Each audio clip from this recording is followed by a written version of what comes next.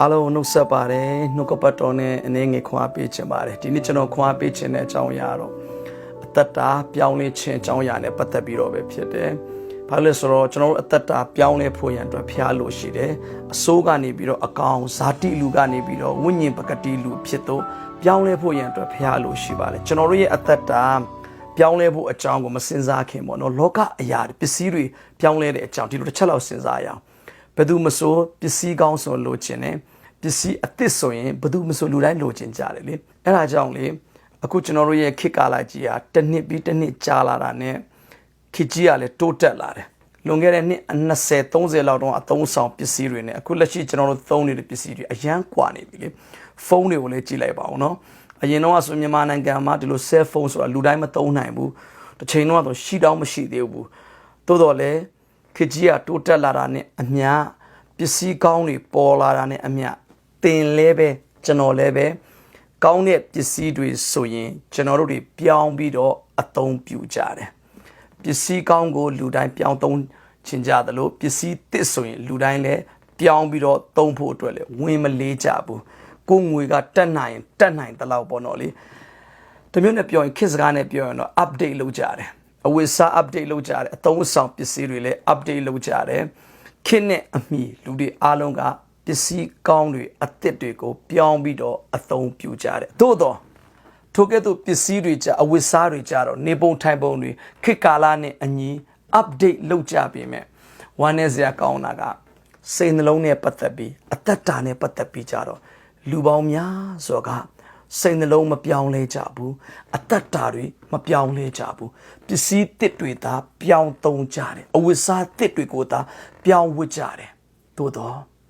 ့စိတ်နှလုံးသားနဲ့အသက်တာကတော့လူဟောင်းအတိုင်းဖြစ်နေကြအများကြီးပါပဲ။ဘာကြောင့်အဲ့လိုမျိုးအသက်တာတွေမပြောင်းလဲနိုင်ကြတာလဲ။ဘယ်လိုလူတွေကမပြောင်းလဲနိုင်တာလဲဆိုတာကိုကျွန်တော်ဖော်ပြပါမယ်။အဲ့ဒါမဖော်ပြခင်ယောမခန်းကြီးစနစ်အငယ်2မှာဖခင်ဒီလိုဖော်ပြတာကိုကျွန်တော်အရင်ဖတ်ပြပါမယ်။သင်တို့တည်တဲ့လောကီပုံသဏ္ဍာန်ကိုမဆောင်ကြနဲ့။ကောင်းမြတ်သောအရာနှစ်သက်ဖွယ်သောအရာစုံလင်သောအရာတည်ဟူသောဖခင်သခင်အလိုတော်ရှိသောအရာသည်အဘယ်အရာ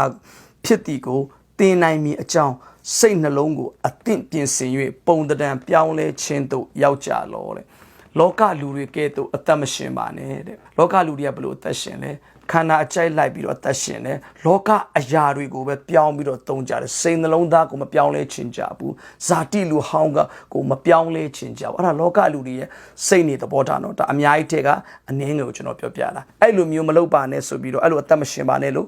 ့ပြောနေတာဖြစ်တယ်လို့ပြီးရင်တကယ်ပဲဖျားလိုတော်ကိုတည်ဖို့ဆိုရင်တော့တင်းရဲ့စိတ်နှလုံးသားကိုအသင့်ပြင်ဆင်ပါပုံသဏ္ဍာန်ကိုပြောင်းလဲပါလို့ဖျားပြောနေတယ်တမျိုးနဲ့ပြန်ပြောရင်တင်းရဲ့စိတ်နှလုံးသားပြောင်းလဲမှပဲတင်းရဲ့အသက်တာလည်းပဲခရစ်တော်နဲ့တပုံတတန်တီတူသောအသက်တာကိုပြောင်းလဲမယ်လို့ဖျားပြောနေခြင်းဖြစ်တယ်။ဘာဖြစ်လို့လဲဆိုတော့စိတ်နှလုံးသားပြောင်းလဲခြင်းမရှိဘဲနဲ့အသက်တာလည်းပြောင်းလဲလို့မရဘူး။ကျွန်တော်တို့ရဲ့အသက်တာကိုကျွန်တော်တို့ရဲ့စိတ်နှလုံးကထိန်းချုပ်ထားတာပဲဖြစ်တယ်စိတ်တွေကလက်မခံချင်ဘူးမကြိုက်တော့ဘူးဆိုရင်ဘာမှလုပ်လို့မရဘူးလေအဲ့အတွက်ကြောင့်အသက်တာပြောင်းလဲခြင်းဆိုတာစိတ်နှလုံးသားပြောင်းလဲခြင်းကပဲစတင်တယ်တကယ်ပဲဖျားအလိုတော်အတိုင်းကိုပဲပြောင်းလဲခြင်းစိတ်ရှိတဲ့လူကသာလင်ထိုကဲ့သို့ကောင်းမြတ်သောအရာတွေနှစ်သက်ပွေသောအရာတွေနဲ့စုံလင်သောအရာဖျားအလိုတော်ရှိသောအရာတွေကိုတင်နိုင်မယ်သိနိုင်မယ်အလိုတော်အတိုင်းအသက်တာပြောင်းလဲလာမယ်စုံလင်သောသူဖြစ်လာမယ်လို့နှုတ်ကပတ်တော်အပြည့်ဖျားကျွန်တော်တို့တွင်တင်ပေးနေတာပဲဖြစ်တယ်။ဒါကြောင့်ဘယ်လိုလူအမျိုးအစားတွေကမပြောင်းလဲနိုင်တယ်လဲဆိုတာကိုလူအမျိုးအစား2မျိုးနဲ့ကျွန်တော်ဖော်ပြပါမယ်။လုံးဝအတ္တတာမပြောင်းလဲနိုင်တဲ့လူအမျိုးအစားနံပါတ်1ကတော့ပြောင်းလဲခြင်းစိတ်လုံးဝမရှိတဲ့လူအမျိုးအစားပဲဖြစ်တယ်။ပြီးနံပါတ်2အမျိုးအစားကကြတော့ယုံကြည်သူအနေနဲ့ပြောမယ်ဆိုကယ်တင်ခြင်းတော့ရပြီ။သို့တော်လေသူ့အတ္တတာမှာသူဘာကိုပြောင်းလဲဖို့လိုသေးတယ်ဆိုတော့သူ့ကိုသူမသိတဲ့အခါမှာသူ့ရဲ့အသက်တာကဲတည်ခြင်းရတာတော့10နှစ်15နှစ်ကြာပြီဒီအတိုင်းဆက်ဖြစ်နေသေးတယ်မပြောင်းလဲတဲ့ယုံကြည်သူဖခင်သားသမီးပေါင်းများစွာလည်းရှိတယ်ဒါကြောင့်မပြောင်းလဲနိုင်တဲ့လူအမျိုးအစားနံပါတ်2ကငါပြောင်းလဲဖို့လိုသေးတယ်လို့မိမိကိုမသိသောလူတွေဟာလည်းပဲပြောင်းလဲဖို့အင်မတန်မှခက်ခဲပါတယ်အဲ့အတွက်ကြောင့်မိတ်ဆွေသင်ရဲ့အသက်တာထဲမှာဤကဲ့သို့လူအမျိုးအစားထဲမှာတင်လဲမပါဝင်မိစေဖို့အလိုမှာတင်းရဲ့စိတ်နှလုံးသားထဲမှာတင်းအသက်တာမှာပြောင်းလဲခြင်းစိတ်ရှိပါဘ ဘေကဏဘေအပိုင်းမှာတင်ပြောင်းလဲဖို့လိုသေးတယ်လဲဆိုတာမိမိကိုမိမိအမြဲတမ်းနှုတ်ကပတ်တော်နဲ့စမ်းစစ်ပါလို့ကျွန်တော်ထပ်မံပြီးတော့ခွန်အားပေးချင်ပါတယ်လောကပစ္စည်းတွေတတ်မဲ့အရာတွေဖုန်းတွေအဝတ်အစားတွေတောင်မှတင်ပြောင်းသုံးနိုင်သေးတယ်ဆိုရင်ထိုတတ်မဲ့ပစ္စည်းတွေထက်တာ၍တန်ဖိုးရှိတဲ့တင်းရဲ့အသက်တာကိုတာ၍ပြောင်းလဲခြင်းစိတ်ရှိပါတကယ်ပဲပြောင်းလဲပါလို့ကျွန်တော်ပြောချင်ပါတယ်တင်းစိတ်နှလုံးကပြောင်းလဲခြင်းစိတ်မရှိဘူးဆိုရင်တင်းသက်တာဘယ်တော့မှပြောင်းလဲလာမှာမဟုတ်ဘူးဘာဖြစ်လို့လဲဆိုတော့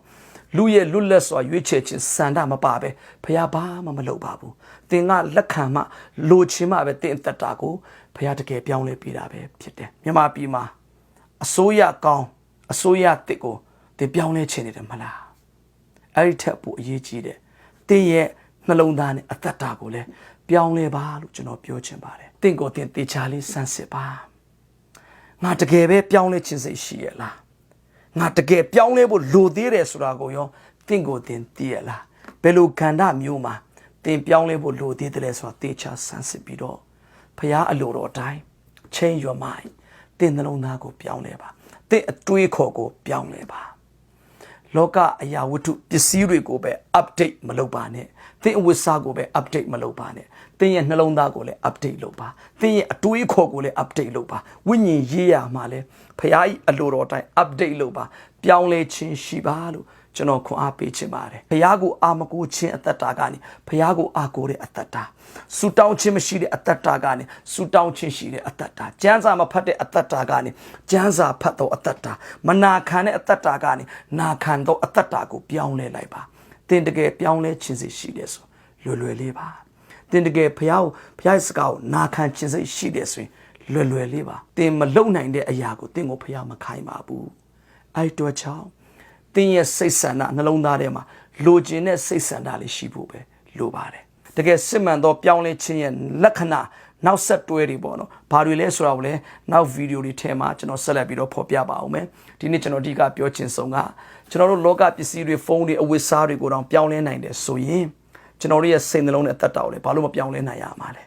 တကယ်ပဲစိတ်နှလုံးသားပြောင်းလဲတော့သူပြောင်းလဲခြင်းစိတ်ရှိတဲ့သူကိုဖခင်ကတကယ်ဝိညာဉ်တော်ဖျားမဆာခြင်းအပြောင်းလဲခြင်းကိုပေးတယ်စစ်မှန်သောအသက်တာတစ်ကိုခရစ်တော်အဖြစ်ပေးတယ်ဆိုတော့ဖော်ပြခြင်းနဲ့ဒါကြောင့်ပြောင်းလဲခြင်းစိတ်ရှိပါစာငတ်ပါဖျားဘက်ကိုတာ၍တိုးဝင်ပါလို့ခွန်အားပေးခြင်းပါနဲ့အရောက်တိုင်းပဲဤနှုတ်ကပတ်တော်အဖြစ်ဘုရား၏အလိုတော်တိုင်းမိမိရဲ့စိတ်နှလုံးသားကိုအသင့်ပြင်ဆင်ပြီးတော့ပြောင်းလဲခြင်းစိတ်ရှိသောသူတွေဝိညာဉ်တော်ဖျားအဖြစ်တကယ်စစ်မှန်သောအသက်တာတစ်ကိုပြောင်းလဲနိုင်သောသူတွေဖြစ်နိုင်ဖို့ဖျားရှင်တာ၍အရောက်တိုင်းကိုမဆာပါစေအာမင်ကျေးဇူးပါ